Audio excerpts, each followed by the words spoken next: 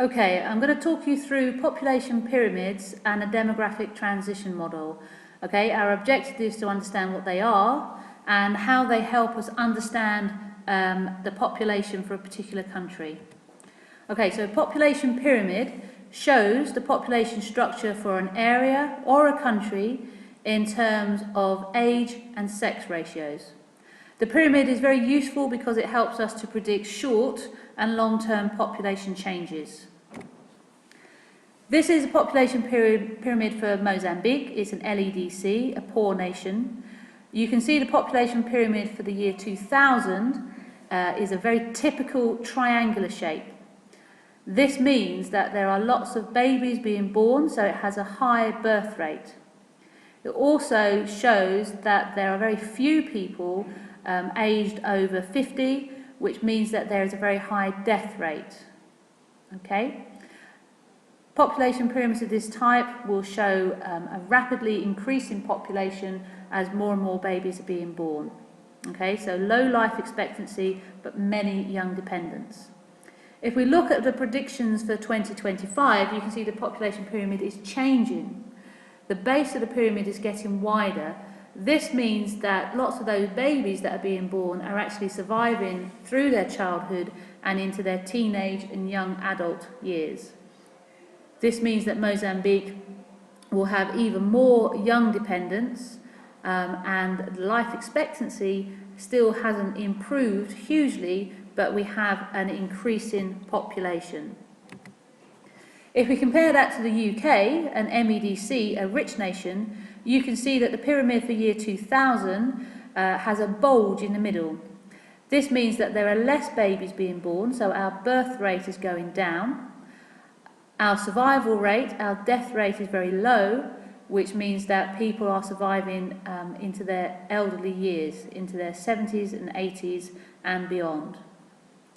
If we look for the predictions for 2025, you can see that the birth rate is continuing to hold steady, that the pyramid is changing. We've got a bigger bulge in the middle, which means we have a great number of people in their 30s up to their 70s.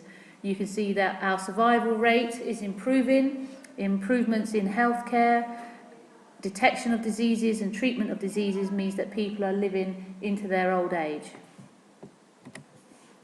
This is the demographic transition model, or the DTM, and it charts birth rates and death rates over 5 stages. In stage 1, we have a very high death rate and also a very high birth rate.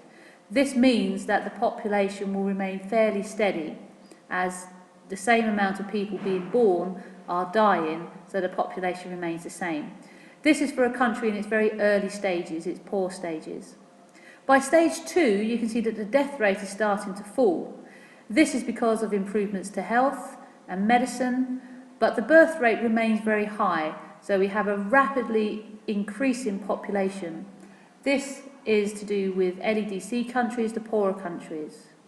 By the time a country reaches stage 3, you can see that the birth rate begins to drop. Okay, so we still have an increase in population, but it's increasing at a slower rate. By stage 4, the birth rate has dropped dramatically, so that the birth rate and death rate are almost equal, which means that the population is still increasing, but at a much slower rate. By stage 5, the death rate is often higher than the birth rate, which means we have a zero or negative growth. The population of that country is actually starting to fall. Okay, the charts underneath show you the different stages. Stage 1, we have high birth rate, a rapid fall in each upward age group due to high death rates and short life expectancy. By stage 2, we still have a high birth rate and a fall in the death rate as more people are living into their middle ages and slightly longer life expectancy. By stage 3, the birth rate is declining, there's a low death rate, so there are more people living to an older age. By stage 4, a low birth rate and low death rate, which means that we have a higher dependency ratio because we have to look after the elderly in the country because of the longer life expectancy. Okay, here we have pyramids that chart Scotland's development over a long time, and it shows the stages related to the age. So in 1861, we can see the population pyramid is that typical triangular shape to show a poor country. So that would be stage 1.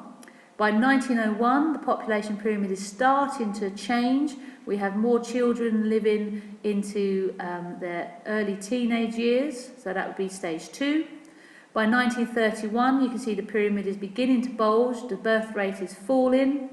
Okay, so we are into stage 3. By 1961, Scotland has an increased birth rate because that base is getting bigger, probably due to the post-war baby boom.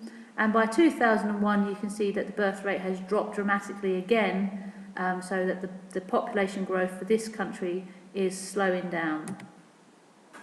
Here we have 3 population pyramids. Kenya, as an LEDC, has that typical triangular shape, which shows a rapidly increasing population.